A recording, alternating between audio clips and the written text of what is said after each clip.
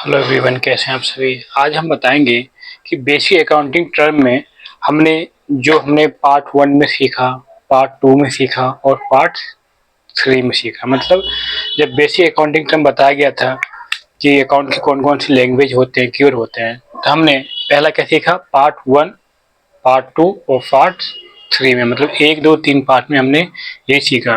पहले पार्ट में क्या सीखा, पार्ट वन, पार्ट टू और पार्ट थ्री। इन तीन पार्टों में हमने ये सीखा कि इनके जो वर्ड है इसका मीनिंग क्या होता है और किस प्रकार से इनको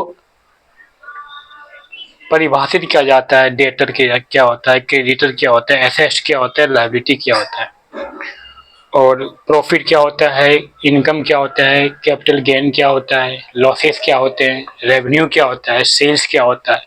तो इन सब का मतलब हमने ये क्या होता है, किस लिए होता है, तो इनके बारे में हमने इन तीन क्लासेस में हमने सीखे थे, पार्ट वन टू और थ्री।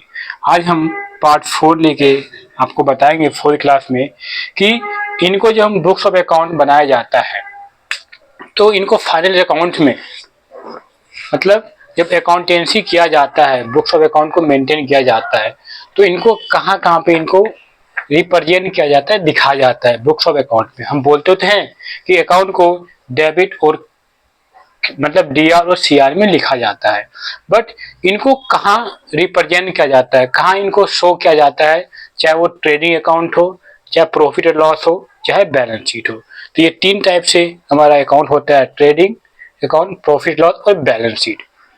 तो ये आपके लिए न्यू है, बट एक मैं समझाने के पर्पज से आपको बता रहे हैं कि इनको कहाँ कहाँ पे इनको रिप्रेजेंट किया जाता है, कहाँ कहाँ इनको शो किया जाता है। जो हम वर्ड बोलते हैं डेटर, क्रेडिटर, बिल्स पेबल, ये सारे जो टर्म हमने पिछले तीन क्लास में हमने स्टडी किए हैं, तो इनको कहाँ कहाँ पे दिखाया जाता है, ये कैसे क्रिएट होता है, कैसे हम अकाउंटिंग जब एंट्री आगे बताएंगे, सिखाएंगे कि general ledger, try balance. General ledger, try balance से ही फिर क्या बनता है हमारा final account, books of account यहाँ पे होता है, क्योंकि यही होता है जो कि प्रॉफिट और लॉस में दिखाया जाता है। तो इस एक साइड क्या होता है, इसमें एक साइड होता है आपका डेबिट और एक साइड क्या होता है, क्रेडिट। यहाँ भी सेम ही होगा, एक साइड डेबिट और एक साइड क्या होगा, क्रेडिट। और बैलेंस शीट में एक साइड क्या होता है, एक साइड होता है एसेट्स, इधर क्या आएगा, इधर लायबिलिटी आएगा, ठीक है, और एक साइड क्या होता है, एसेट्स होते हैं, ठीक है। तो इनको जो रिप्रेजेंट किया जाता है वो कैसे किया जाता है, तो उन्हीं टॉपिक को आज डिस्कस करेंगे कि बेसिक अकाउंटिंग टर्म का इसका मीनिंग यही होता है कि आप अकाउंट को आइडेंटिफाई करें। जो अकाउंट में, अकाउंटेंसी में, जो बिजनेस के अंदर जो अकाउंट में वर्ड यूज किया जाता है, उनको कहाँ कहाँ पे शो आउट करते हैं।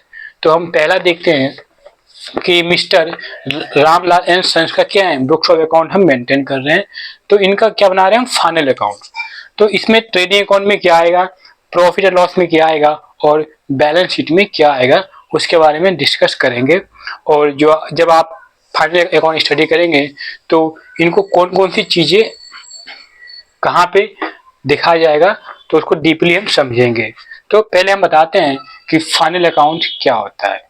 फाइनल अकाउंट वो होता है जो एक बिजनेस के डे टू डे, एक बिजनेस के डे टू डे अकाउंट को बुक्स ऑफ क्या करते हैं, मेंटेन किया जाता है, ट्रांजेक्शन को एंट्री किया जाता है, चाहे वो 1 रुपये का हो चाहे 2 रुपये का हो, according two point of business के हिसाब से, बिजनेस के पॉइंट ऑफ व्यू से। तो ट्रेडिंग अकाउंट में क्या आएगा, प्रॉफिट लॉस में क्या आएगा और बैलेंस शीट में क्या आएगा। बात हम पहले करते हैं कि फाइनल अकाउंट में तीन होता है, पहला ट्रेडिंग, दूसरा प्रॉफिट लॉस और तीसरा बैलेंस शीट। तो ट्रेडिंग अकाउंट में क्या आता है, ट्रेडिंग अकाउंट में वो सारी चीजें आते हैं जो किसी प्रोडक्ट को मैन्युफैक्चरिंग किया जाता है। क्या कहा मैंने, जब किसी प्रोडक्ट को मैन्युफैक्चर किया जाता है, मतलब जहाँ पे मेन्यू किया जाता है, उसे एक रॉ मटेरियल से क्या बनाते हैं, फिनिश गुड। क्या बनाते हैं, रॉ मटेरियल से बनाते हैं फिनिश गुड। तो उनके सारे जितने भी डायरेक्ट खर्चे होते हैं, कौन से, डायरेक्ट, उनको कहाँ दिखा जाता है, ट्रेडिंग अकाउंट में। रॉ मटेरियल हो गया, इलेक्ट्रिसिटी बिल हो गया, मतलब डिपेंड करता है नेचर ऑफ ट्रांजेक्शन कि वो खर्चे कहाँ से बिलोंग करता है। अगर वो ट्रेडिंग से करता है ट्रेडिंग में आएंगे, प्रॉफिट लॉस से करता है, ऑफिस शोरूम से करता है, तो प्रॉफिट लॉस में आएंगे।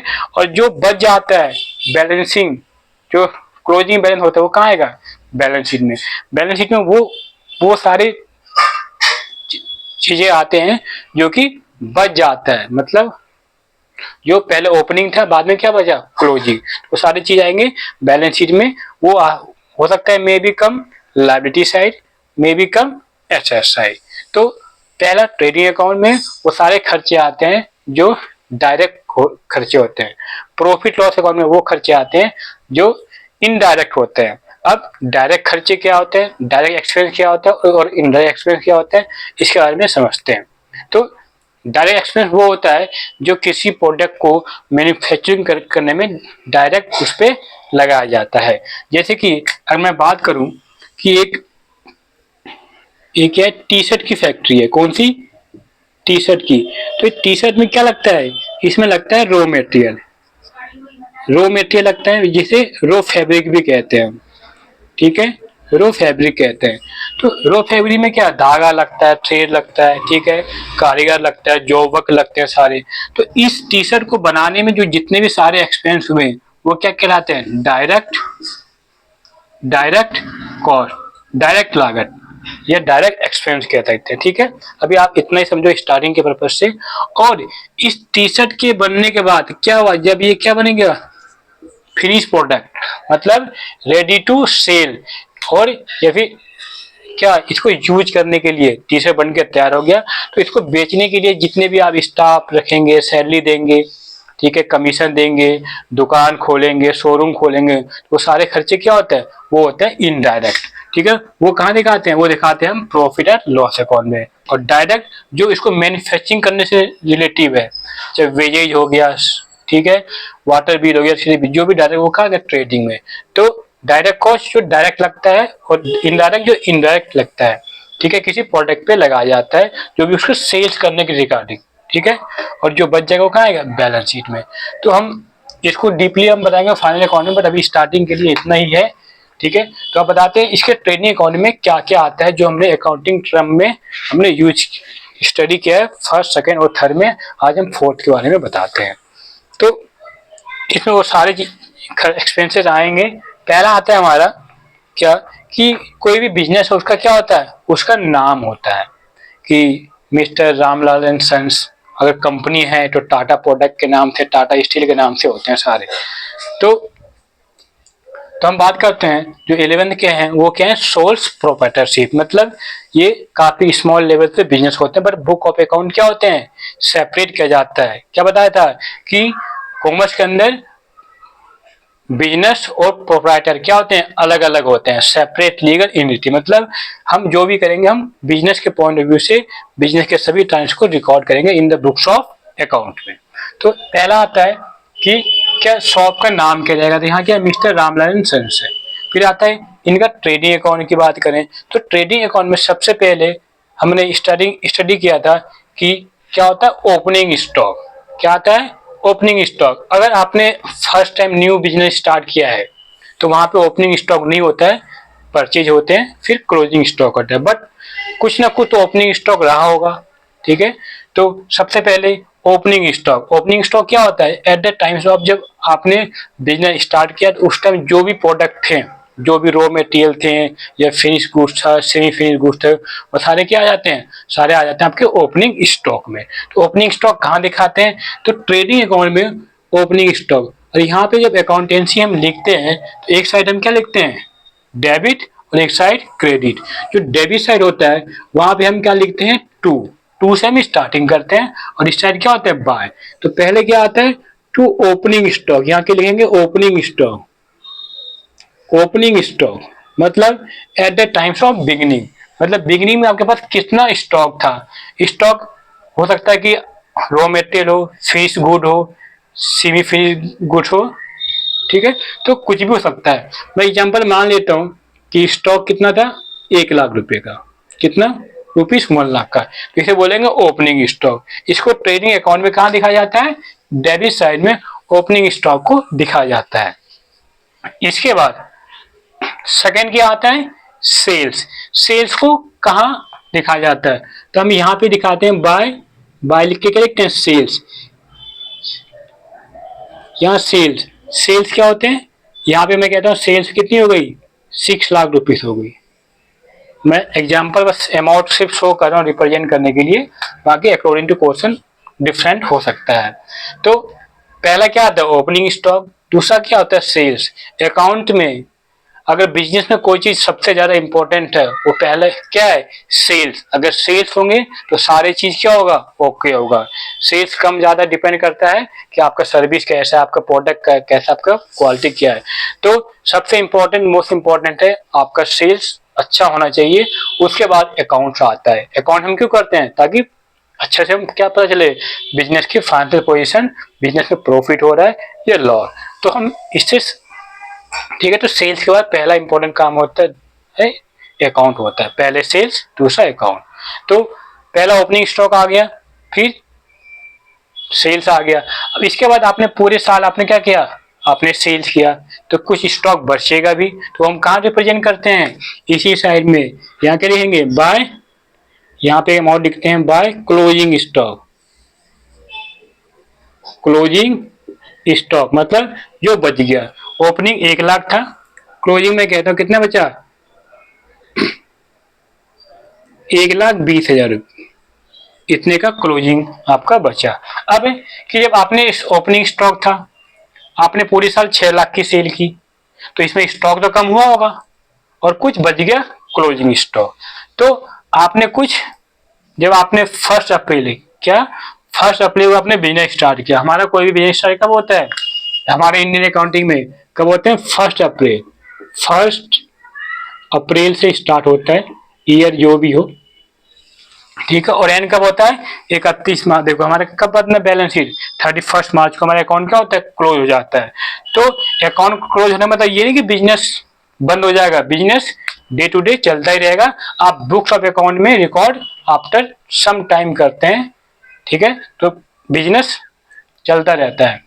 तो पहला ओपनिंग स्टॉक, दूसरा सेल्स और तीसरा क्लोजिंग स्टॉक।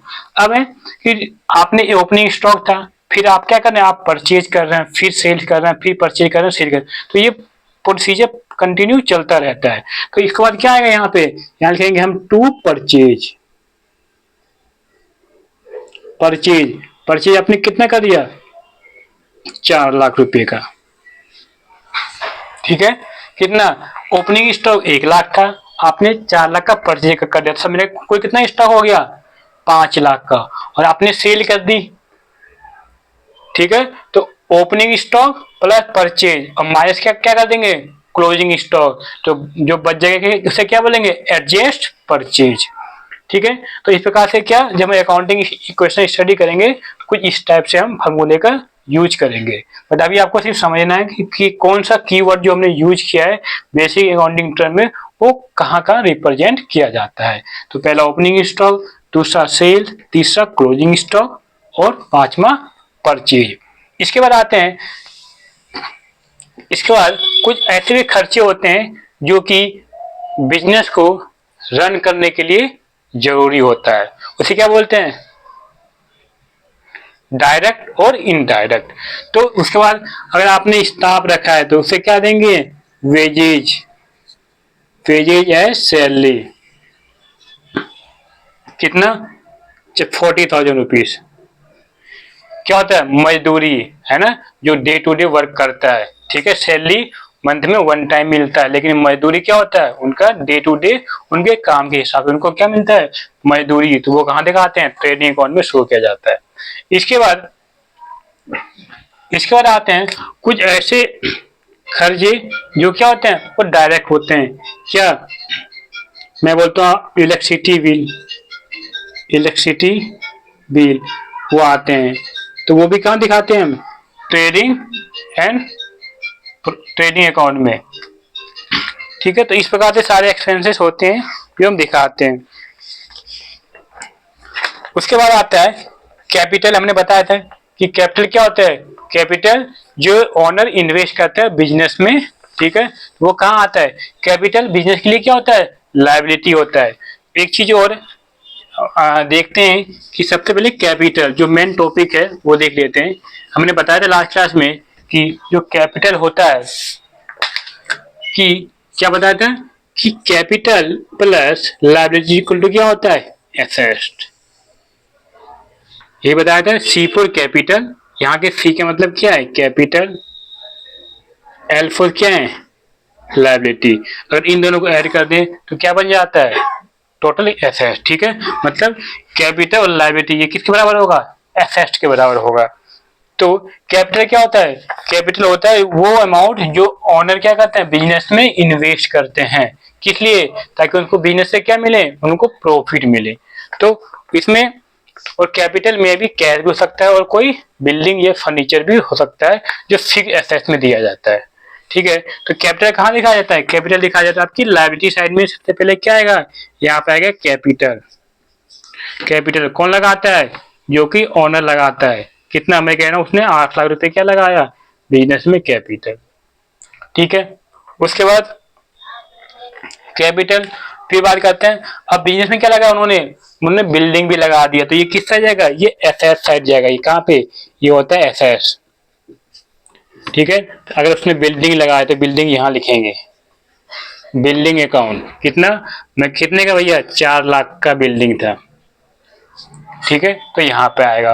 उसके बाद बैंक, बैंक कहाँ दिखाते हैं, बैंक भी हम यही दिखाते हैं बैंक अकाउंट। कितना, बैंक में बैलेंस कितना था, 80,000 रुपये। उसके बाद कैश भी कहाँ दिखाते हैं हम, cash in hand. Cash in hand कहाँ दिखाते हैं, यहाँ पे कितना, 20,000 रुपये। ठीक है, उसका हमें क्या बताते हैं, बिल्स पेबल। बिल्स पेबल क्या होता है, लायबिलिटी होता है। तो यहाँ पे दिखाएंगे कब, जब उधार में हम परचेज करते हैं क्या, क्रेडिटर। क्रेडिटर कितना, 1 लाख रुपये। ठीक है, और जब हम पर्ची लिखाते इसे क्या बोलते हैं, बिल्स पेबल। मैं कहता हूँ कितना, 50,000 रुपये का। ठीक है, बिल्स पेबल लायबिलिटी साइड। और ये होता है बी आर, बिल रिसीवर। कहाँ पे, हम यहाँ दिखाते हैं कितना, 80,000 रुपये। बी आर क्या होता है आपके लिए, एसेट होता है। बिल पेबल क्या होती है, लायबिलिटी होता है। ठीक है, bills payable, creditor, building, furniture asset. अब कोई फर्नीचर है तो फर्नीचर भी हम यहीं दिखाते हैं। मैं यहाँ लिख देता हूँ, थोड़ी जगह कम पड़ रही है, तो यहाँ के फर्नीचर है, कोई भी एसेट है आपका। वो इन्वेस्टमेंट है, कहाँ आएगा, इन्वेस्टमेंट आते हैं एसेट साइड में। ठीक है, उसके बाद क्या करते हैं, इन सबकी क्या करते हैं, हम टोटलिंग करते हैं। क्या करते हैं, टोटलिंग करते हैं। तो कितना आ गया, 7,20,000, 7,20,000 रुपये। इधर भी कितनी बची, बराबर 7,20,000। इनमें से क्या आएगा, फिर क्या कहते हैं, टू ग्रॉस प्रॉफिट, जिसे हम क्या बोलते हैं शॉर्टकट में, जीपी। पता है कि ग्रॉस प्रॉफिट क्या होता है, नेट प्रॉफिट क्या होता है। ठीक है, लॉसेस क्या होते हैं, तो सारे यहीं से आते हैं। और यहाँ से ग्रॉस प्रॉफिट कहाँ जाएगा, फिर आपका यहाँ पे आ जाएगा ट्रांसफर, कहाँ पे, प्रॉफिट और लॉस में। जब आपका एक अकाउंट कंप्लीट हो गया ट्रेडिंग का, तो यहाँ पे क्या होगा, यहाँ से आपका ग्रॉस प्रॉफिट आ जाता है। तो क्या लिखते हैं, बाय ग्रॉस प्रॉफिट। मान के चलो जो भी अमाउंट आएगा कितना, 80,000 रुपये, मतलब खर्चे भी हुए, एग्जाम्पल के लिए लिख रहे हैं। उसके बाद यहाँ पे क्या आते हैं, सारे शोरूम के खर्चे आते हैं, कहाँ पे, प्रॉफिट एंड लॉस अकाउंट में। यहाँ क्या आएगा, सैलरी आएगा, सैलरी आएगा यहाँ पे। ठीक है, 10,000 रुपीज। फिर क्या आएगा, वाटर बिल, वाटर बिल आएगा 2,000 रुपये। उसके बाद और भी खर्चे आएंगे सारे। ठीक है, कमीशन अगर आपने दिया है, कमीशन आपने दिया है कितने, 500 रुपये, तो वहां पे आएगा। अगर आपने लिया है तो कहाँ आएगा, कमीशन अगर आपने रिसीव किया है तो कहाँ आएगा, यहाँ पे आएंगे 400 रुपये। जो चीज बिजनेस के लिए एक्सपेंस है वो सारे कहाँ आएंगे, डेबिट साइड में। जो इनकम है कहाँ पे आएंगे, क्रेडिट। सेल करने से क्या होता है, इनकम होती है, यहाँ पे आएंगे। कमीशन रिसीव किया, इनकम। रेंट, आपने रेंट रिसीव किया है तो रेंट आपके लिए क्या है, इनकम है, वो यहाँ पे आ जाएगा 40,000 रुपये। अगर आपने रेंट पेड किया है अकॉर्डिंग टू बिजनेस 15,000 रुपये, तो क्या आपके एक्सपेंस है। ठीक है, तो जो चीज डायरेक्ट खर्चे हैं वो ट्रेडिंग में आएंगे, जो इनडायरेक्ट है वो कहाँ आएंगे, प्रॉफिट या लॉस में, और जो बच जाएगा कहाँ आएगा, बैलेंस शीट में। तो इस प्रकार से कीवर्ड होते हैं। एसेट्स के बाद दिखा दिया, ऐसे कहाँ आएगा हमारा, बैलेंस शीट में आएगा। उसके बाद आते हैं लायबिलिटी, बता दिया कहाँ आता है, लायबिलिटी साइड आएंगे जो बैलेंस शीट में, कैपिटल आ गया, क्रेडिटर हो गया, बिल्स पेबल हो गया, बैंक लोन हो गया। अगर आपने क्या लिया है, बैंक लोन, यहाँ लिखेंगे बैंक लोन, यहाँ पे आएंगे। उसके बाद आपने क्या लिया है, आपने कोई और स्टॉक एक्सचेंज लिया है, जो आपको शेयर अपने दिया, तो वो भी क्या आएंगे, वो भी कैपिटल में आएंगे, शेयर है, ठीक है। उसके बाद आते हैं हमारा स्टॉक, एक पढ़ा था हमने, सेल्स परचेज किया था, परचेज रिटर्न, मतलब स्टॉक जब परचेज किया तो कहाँ आएगा, यहाँ पे। तो अगर 4 लाख आपने परचेज किया, इसमें तो 1 लाख आपने क्या कर दिया, वापसी कर दिया, तो इसे क्या बोलेंगे, रिटर्न आउटवर्ड, ठीक है, इसे बोलेंगे परचेज रिटर्न। तो ये कितना हो जाएगा, ये आपका आ जाएगा 3 लाख।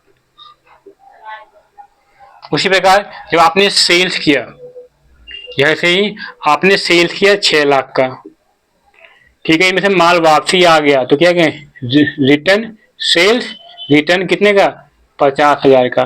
तो नेट सेल कितनी होगी आपकी, 5,50,000। तो इस प्रकार से क्या करते हैं, ये सारे कीवर्ड यूज किया जाता है। और भी है, परचेज रिटर्न सेल हो गया। एक था ड्राइंग। ड्राइंग क्या होता है, जब प्रोप्राइटर बिजनेस से अपने पर्सनल यूज के लिए बिजनेस से क्या निकालता है, या तो कैश निकालता है या फिर स्टॉक निकालता है, तो उसे क्या बोलेंगे, ड्राइंग बोलेंगे हम, ठीक है। तो ड्राइंग क्या होता है, ये कैपिटल में से माइनस कर दिया जाता है, कहाँ आएगा ये आपका यहाँ पे लेस हो जाता है। मान के चलो 8 लाख कैपिटल लगाया, 8 लाख कैपिटल लगाया, 1 लाख रुपए क्या क्या कर दिया, ड्राइंग, तो इसको कितना आ गया, ये 7 लाख रुपये हो गया, ठीक है। तो ये ड्राइंग कहलाते हैं। उसके बाद आते हैं आपके क्रेडिटर हो गया, परचेज हो गया, सेल रिटर्न हो गया, स्टॉक हो गया, ठीक है। इनकम, इनकम मतलब हम बात करते हैं नेट प्रॉफिट की, तो इन सब क्या करेंगे, टोटलिंग करेंगे, ठीक है। इनकी जो भी टोटलिंग आएगा, तो यहाँ अगर सीआर साइड ज्यादा है, क्रेडिट साइड ज्यादा है और डेबिट साइड कम है, तो क्या आएगा, प्रॉफिट। इसे क्या बोलेंगे, net net profit, net profit मतलब एनपी और जीपी, जीपी और नेट प्रॉफिट। और नेट प्रॉफिट कौन ले जाएगा, ये माल के कैपिटल में क्या होता है, ये ऐड हो जाता है, ठीक है। और लॉस हुआ तो क्या होगा, माल के कैपिटल में माइनस हो जाएगा। उसी प्रकार अगर ये डेबिट साइड ज्यादा है, ट्रेडिंग अकाउंट का क्रेडिट साइड कम है, तो क्या होगा, आपको नुकसान हो जाएगा, ठीक है। तो हमें एज्यूम करते हैं प्रॉफिट हो रहा है, ठीक है। उसके बाद आता है आपका इनवॉइस। इनवॉइस के बारे में बताया क्या होता है, जैसे ये पेपर है, ऐसे क्या बिल मिलता है आपका, इनवॉइसेस, ये डॉक्यूमेंट होते हैं, सोर्स ऑफ डॉक्यूमेंट, क्योंकि इसे भी आप क्या करेंगे, आप अकाउंटेंसी मेंटेन करते हैं, ठीक है। तो फिर आता है बीआर बीपी हो गया, और उसके बाद क्या आता है, और क्या रह गया था इसमें, हाँ, और एक चीज ये क्या फाइनल अकाउंट में क्या बनता है, पहला होता है ट्रेडिंग अकाउंट, पहला ट्रेडिंग अकाउंट, दूसरा प्रॉफिट एंड लॉस अकाउंट, और तीसरा क्या बनाते हैं हम, बैलेंस शीट। बैलेंस शीट आपका टोटल क्या होना चाहिए, इक्वल। अगर इधर का फॉर एग्जांपल मान के तो 10 लाख रुपया आ रहा है, तो इधर का भी कितना चाहिए, इधर का भी 10 लाख होना चाहिए। तो क्योंकि एसेट्स और लायबिलिटी क्या होता है, इक्वल होना चाहिए। तो ये कुछ कीवर्ड थे, इनको कहाँ कहाँ दिखाया जाता है, रिप्रेजेंट किया जाता है, तो वही, तो इसमें एक यही चीज था कैपिटल। अब मांगी तो इसमें थोड़ी सी अकाउंटिंग क्वेश्चन हम देख लेते हैं कि कैपिटल प्लस लायबिलिटी क्या होता है, एसेट्स। अगर मुझे क्या निकालना है, मुझे निकालना है कैपिटल, तो क्या करेंगे, टोटल एसेट्स में से क्या करेंगे हम, माइनस आउटसाइड लायबिलिटी, क्या करेंगे माइनस, तो क्या देगा कैपिटल। फॉर एग्जांपल हमारे पास मैं कहूँ जो एसेट्स कितनी है, एसेट्स 6 लाख है, ठीक है, जो लायबिलिटी है 1 लाख है, तो हमें क्या निकालना है, कैपिटल। तो आपको पता है कैपिटल निकालना तो क्या है, एसेट्स 6 लाख माइनस 1 लाख क्या कर देंगे हम, लायबिलिटी, तो 5 लाख क्या आ जाएगा बिजनेस में, कैपिटल। तो इस प्रकार से एक हमारा चैप्टर है अकाउंटिंग इक्वेशन, तो जब पढ़ाएंगे तो बताएंगे किस प्रकार से अकाउंटिंग इक्वेशन लिखा जाता है। ये एक मैथमेटिक्स है बाकी अकाउंट में इसका कहीं यूज ही नहीं है, पेपर में आपके 2 नंबर के आते हैं अकाउंटिंग क्वेश्चन, बट इससे ये प्रूव करता है कि आपका जो एसेट्स और लायबिलिटी है वो क्या होती है, इक्वल। तो मेन टॉपिक यही था कि फाइनल अकाउंट को जब रिप्रेजेंट किया जाता है कौन सी चीजें कहाँ आता है। और हम चीज करते हैं, एक बात करते हैं डेटर और क्रेडिटर। इसका मतलब क्या होता है कि जो सेल्स हमने किया ना, मैं अगर सेल्स की बात करूं, सेल्स सेल्स क्या, सेल्स कैश भी करते हैं और क्रेडिट में भी करते हैं। तो यहाँ पे हम टोटल सेल की बात करें तो cash cell, cash plus credit sale, credit sale. अब यहाँ देखना जो डेटर बनता है हमारा क्या होता है, जो ये उधार में हम बेचते हैं इसी से क्या बनता है हमारा डेटर। डेटर कब, कैश में तो अपने पैसे किए आपके बैंक में आ गए, पैसे कैश लिया है बैंक में, ये कार्ड से जो भी, ठीक है, कैश आ गए। लेकिन जब हम क्रेडिट सेल करते हैं, उधार में सेल करते हैं, तो यहाँ से क्या बनता है हमारा डेटर, और ये हमारा क्या होता है, ये हमारा एसेट होता है। और किस टाइप का, सीए मतलब करंट एसेट होता है। तो जब हम उधार में सेल करते हैं तो क्या बनता है, डेटर। अब बात करते हैं परचेज की, टोटल परचेज मतलब cash purchase plus credit purchase, credit purchase, ठीक है। तो इससे हमारा क्या बनता है, क्रेडिटर, क्रेडिटर। और ये हमारे लिए क्या होता है, हमारे लिए लायबिलिटी होता है। एसेट साइड में यहाँ दिखा जाए, सॉरी डेटर एसेट साइड में दिखा जाएगा, और ये क्या होगा, क्रेडिटर लायबिलिटी साइड में दिखाई, जैसे ये दिखा रखा है हमने, ठीक है। तो जब उधार में हम सेल करते हैं तो बनता है डेटर, उधार में जब हम परचेज करते हैं क्या होता है, क्रेडिटर। तो ये आपके लिए एसेट होती है और ये किला ये होती है लायबिलिटी होती है, कौन सी, सीएल, ठीक है। तो चालू क्या होते हैं, एसेट 2 टाइप्स होते हैं, करंट एसेट्स और फिक्स्ड एसेट। उसे लायबिलिटी क्या होता है, लॉन्ग टर्म लायबिलिटी और शॉर्ट टर्म लायबिलिटी।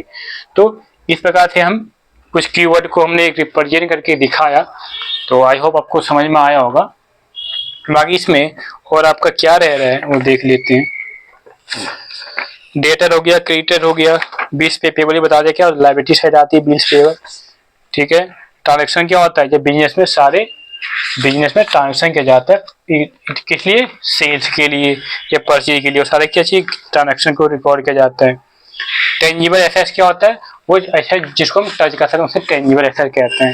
फिर आता है आपका इंटेंजिबल एसेट जिनको आप टच नहीं कर सकते, वो क्या होता है, इंटेंजिबल, जैसे गुडविल, कॉपीराइट, पैटर्न, ये सारे क्या होते हैं, ये इंटेंजिबल एसेट्स होते हैं। क्या क्या होता है इंटेंजिबल एसेट, पहला होता है गुडविल, पहला होता है गुडविल,